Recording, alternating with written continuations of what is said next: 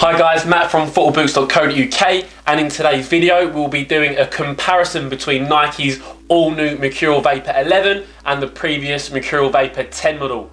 The Mercurial range is Nike's speed-themed selection of boots, and the Vapor 11 is now impressively into its 11th generation of construction and modification. Today we have both the Vapor 11 in its launch Spark Brilliance colourway for Euro 2016 and the Copa America Centenario, and the Vapor 10 again in its launch colourway released back in 2014 for the World Cup. So what are the differences and benefits between the latest Vapor compared to its predecessor? Let's find out in this video. If you are interested in buying a pair of the new Vapor 11s, you can go onto our website and use the voucher code BLACKORANGE for 10% off Lovell Soccer. So getting into the boot differences, and a good place to start would be looking at the price. Now the previous Vapor 10 cost around £160, that's the retail price. However, the new Vapor 11 comes in slightly more expensive, £180. So there is actually a £20 difference between the Vapor 10 and the Vapor 11. So that is something to look out for. Obviously £20 is quite a big increase, but in terms of performance, the Vapor 11 does do a really good job, and there is a slight enhancement in performance compared to that Vapor 10. So as said, the Vapor 11 was released in a Spark Brilliance pack for the Euro 2016 and Copa America, which is seeing players like Eden Hazard, Douglas Costa and Philippe Coutinho lace up in the new Vapor 11. That being said, players such as Luka Modric and also Zlatan Ibrahimovic, they have stuck with his Vapor 10. So that's something interesting to look for. You do have some players, most of the players have gone for this new Vapor 11, the new specification. However, some players such as Modric and Ibrahimovic have preferred to stick with the Radiant Reveal Vapor 10. So the Mercurial Vapor is obviously Nike's speed-themed boot, alongside the Mercurial Superfly, which has a dynamic fit collar. But the Vapor 10 and Vapor 11 are obviously the low-cut version of that, but still have that speed theme. So looking at the weight of the boots, and the new Vapor 11 comes in at around 170 grams, which is about 20 grams lighter than what you found on the Vapor 10. And that difference in weight comes from the sole plate. Nike have used their same nylon chassis sole plate, which is a layered sole plate, same as the Superfly, whereas the Vapor 10 features an alternative nylon glass sole plate. So that's actually where the 20 grams of difference comes from. So the new Vapor 11 will be slightly lighter than what you found on the Vapor 10, which is obviously a good thing if you want a speed themed boot. So one of the main features of any boot is the upper. And looking at this Vapor 10, in hand it's very, very soft. These have been worn and broken in, but straight out of the box they were notably very soft. They were like a second skin, and it moulds to the foot. It's a Titan synthetic, which the Mercurial Vapor is known for. Very long serving upper, that Titan synthetic. It's got also a microfiber texture running across the entire boot from heel to toe. As I bring it in closer, we can just see it has that slightly dimpled texture to it. It runs across the entire upper and also on the tongue itself, and it does feel very, very soft in hand. We can see that the upper does really mould to your foot, and it will be that second skin, very, very soft.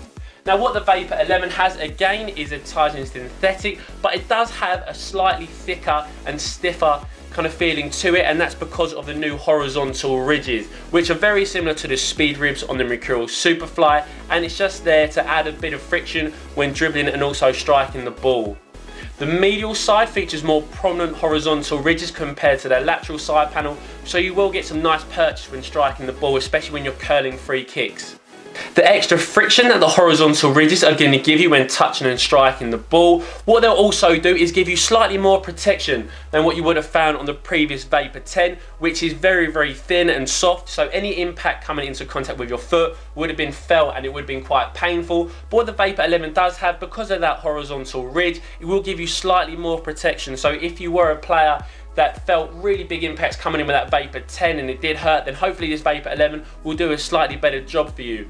Also, there's a nice little touch at the toe box. Nike have included an additional layer of plastic, we can just see there running across the toe box. So in terms of durability and sole separation, this Vapor 11 will last slightly longer than what you found on the Vapor 10. We've worn this a few times and we can just see that the sole plate where the upper meets it, it's just coming away slightly. A little bit of durability issues going in there, but saying that these have been worn slightly, so you would expect to see that, but hopefully due to this additional layer of plastic, that shouldn't happen. They will last a full season and hopefully longer.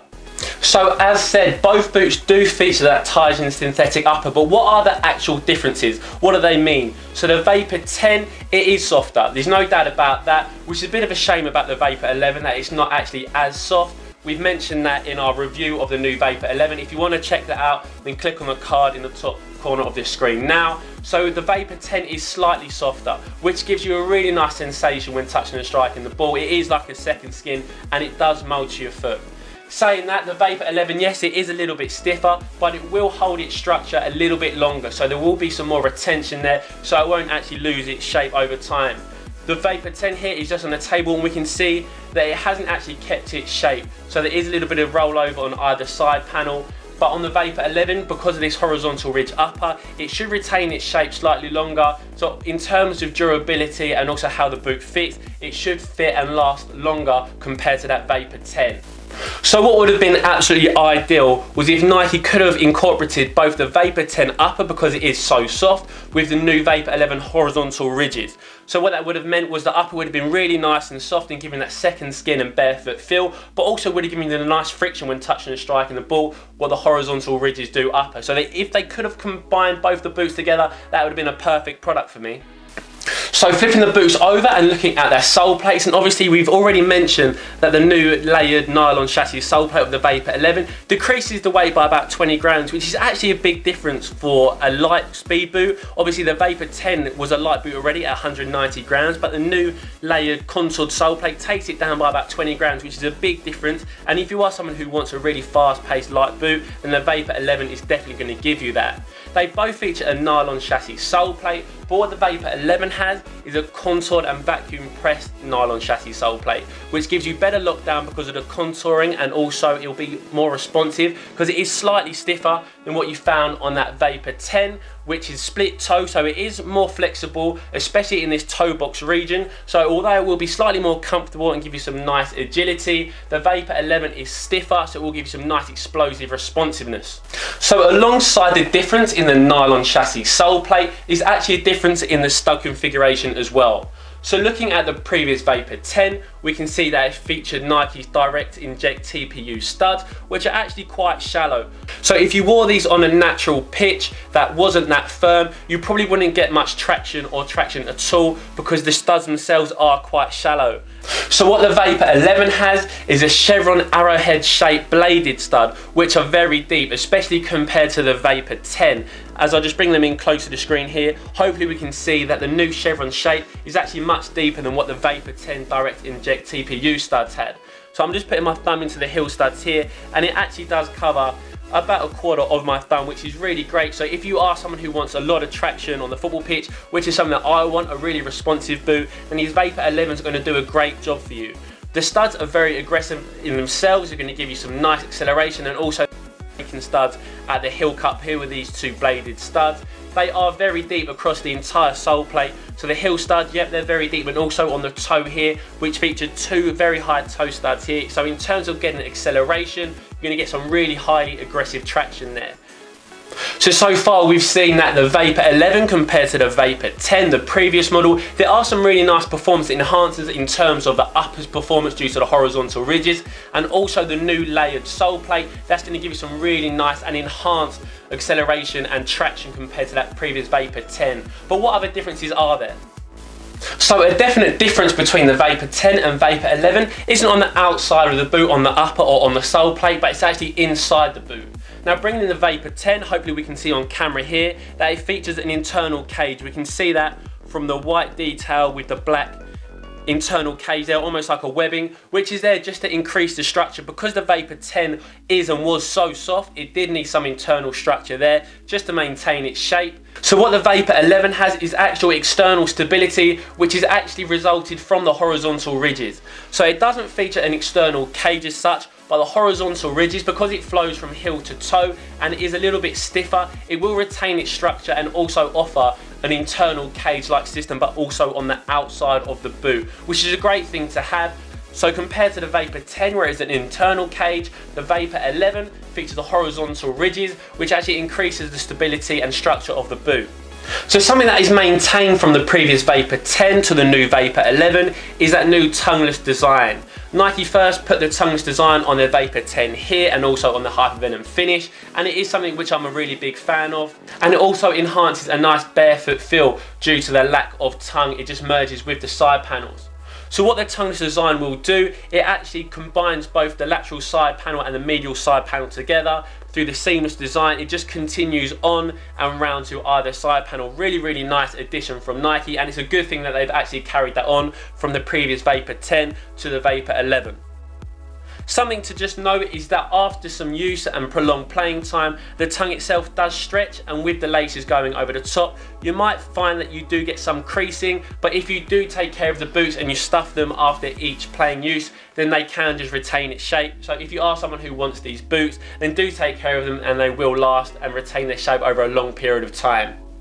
So just taking a closer look at this tongueless design, and we can see that Nike have obviously put their ACC all conditions control across the entire boot, which is something that also featured on Nike's Vapor 10. We can see here on the tongue it's got ACC text there, so it's just that additional layer of treatment to make sure that you get consistent touch in all weather conditions. So that continues on the Vapor 11, which was on the Vapor 10 too. So we've already had a look inside the boots to check out what internal cage system they had, and the Vapor 10 obviously had the internal cage, and the Vapor 11 has its horizontal ridges on the upper. But taking another look at the heel liner, and we can see that both boots feature the same soft padding with a leather-like synthetic finish. So the Vapor 10, we can see here that it's also got that leather grain to it. It almost has that effect, and that's continued on the new Vapor 11. It's that same heel liner. It gives some nice soft padding and also some nice cushion, so you will be comfortable playing throughout 90 minutes. And finishing off the comparison is again within the boot, and the Vapor 10, looking at their sock liner, featured a very thin and perforated addition. We can just see that it has the holes in here. These have been used, so that's why it's a little bit worn, but it's thin and perforated. And what the Vapor 11 has is a more mesh-like memory foam material, and what it has is an added glue onto the bottom of it, so you can't actually take it out. You could take it out if you kind of really wanted to. You'd have to kind of tear it out, but what Nike have done is they've put a nice bit of adhesive glue on the underside of it to stop it from sliding around, which is a really nice touch, and again will add some nice responsiveness and lockdown when you're actually laced up inside the boot. So guys, that brings us to the end of the Mercurial Vapor 11 and Vapor 10 comparison, but what do the difference actually mean? Well, the subtle yet clever modifications from Nike has made their Vapor quicker and more aggressive than ever. So if you're a player that wants a lightweight boot with seriously high traction, which also features a barefoot sensation for touch and feel, then there's no doubt the Vapor 11 is for you. As always guys, give the video a like if you enjoyed the boots or the video itself. Thanks for watching, cheers.